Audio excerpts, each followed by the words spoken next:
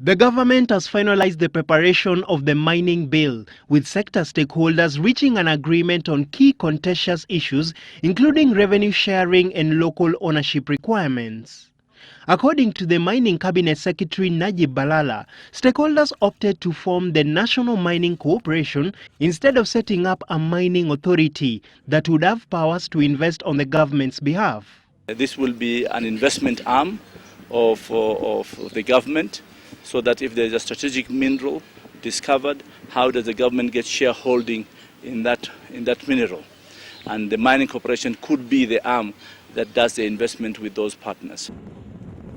Of key concern has been the sharing of revenue between the national government, county governments and host communities.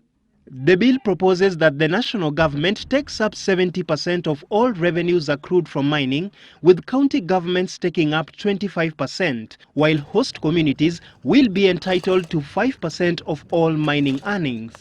There has been a discussion and a heated debate here, and the proposal to government is we need to review that angle.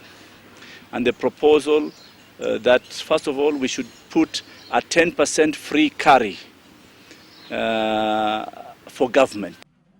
The bill will also set out key interventions to ease the licensing of mining companies, as well as ensure a 90-day response time for all applications by investors. The bill will be presented to the Cabinet within the next 2 weeks, as it awaits additional input from members of the public and stakeholders.